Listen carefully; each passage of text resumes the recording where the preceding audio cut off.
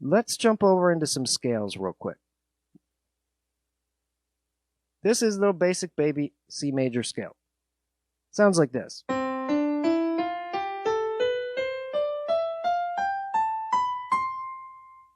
And don't forget to play the rest at the end. That's the most important part. All right. So what is this? This is all the white keys between C and C on the keyboard. C, C. Or if you know the sound of music, do, re, mi, fa, sol, la, ti, do, right? It starts on do, ends on do. Now this is a simple scale, but just like with any information that you're being given by some random nobody like me on the internet, anytime somebody gives you a piece of information, think about what are they not telling you? What are they leaving out? So what am I not telling you here? What am I leaving out to further my political agenda? No, I'm just kidding. I'm leaving out all of these guys. What are these? These are the sharps. These are the flats. Side note, I'll give you a couple more scales here. A couple more scales. This is an even easier, babier, more basic scale. That anybody who knows the C major scale, you should know this one. This is the pentatonic scale. How many sides does a pentagon have? Okay, how many notes are in the pentatonic scale? We got 5 notes. We've left out this one, and we've left out this one.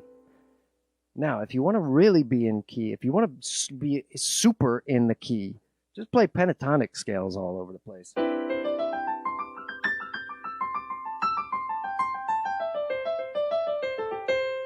Everything will always sound good. It's like having chocolate ice cream for breakfast, lunch, and dinner every single day. It's like, it all sounds good. Boring, but pentatonic is cool because if you take some of the little mind frames we learned from the chords earlier and apply it to this, leave one out, move it somewhere else.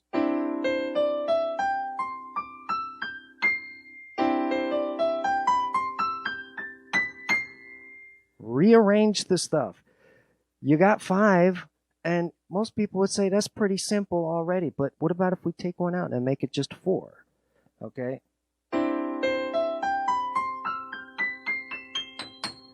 I'll give you a super cool way you can use these 5 notes and actually just put this in there and then just skip through it.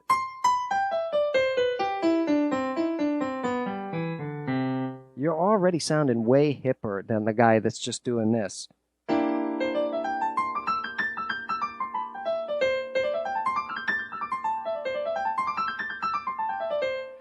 It doesn't sound like the worst thing in the world, but guess what? That is way cooler. So, learn how to be aware of the wrong notes. Learn how to simplify that major scale, and then guess what? Simplify it even more. Of course, I'm leaving some stuff out here about the pentatonic scale. Don't chew me out in the comments. There's different inversions and different styles of pentatonic scales. There's sound like a vocal warm-up, okay? So that goes without saying. I just mentioned the fact that you could take these 5 and rearrange them. Leave one out, add one in. All right, get creative with this stuff. Don't just play it the way it is written. We have one more scale that kind of combines. Where is it? There it is. We have a scale that's super interesting. And again, it sounds super cheesy if you just play it the way it's written. But this is combining the pentatonic scale and some interesting kind of wrong notes in there. This is known as the C blues scale. And I just stopped here. Okay. Here we go again. I'll show this to you.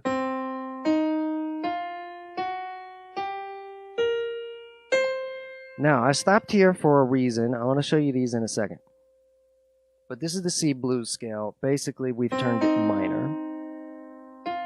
Instead of these two being our only options, we've put an extra option in there. And we've messed around with the top two notes as well. So this is a sound. I'm not going to get bogged down with all of this distances and semitones and you know, the tonal tuning systems and the harmonic frequencies. Okay, this is just, it's just a sound. Okay, you can find it in every key by making it, by understanding where these little shapes are, and just use your ear. And again, just like all the other stuff, you don't need all 7 or whatever notes here. Now I'll give you a little bonus here. This is sort of, these last two, this is sort of a method for stretching the blues scale into other octaves, and it opens up some possibilities for you fingering wise and technique wise. So let me show you how I might use these extra 2 notes here.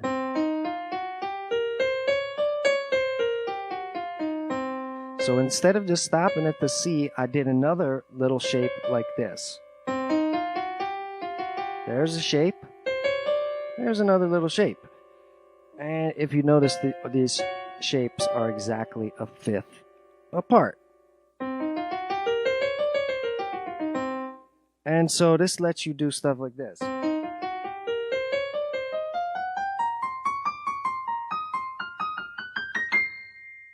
So we've stretched the scale. It gives you a chance to get a thumb or to get a pinky or get something else up there to take that blues scale, make it creative, make it your own.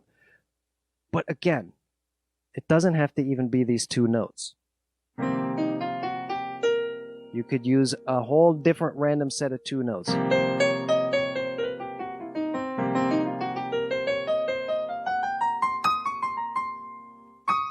These 2 instead of these 2, or maybe these 2, okay?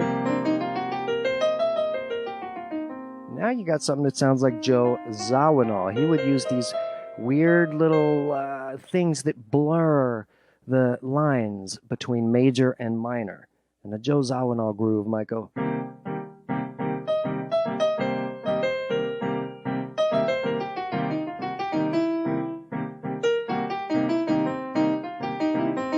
All right. And again, a little common lick here. I'll give you a quick little lick. If you overuse it, you're going to be shooting yourself in the foot. I'll do it slow.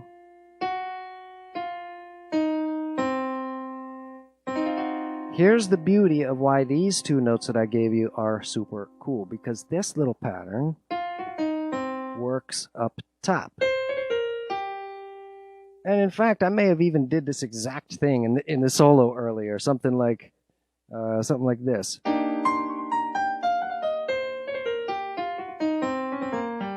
And it gives you these little options, these little chains that you can stick together.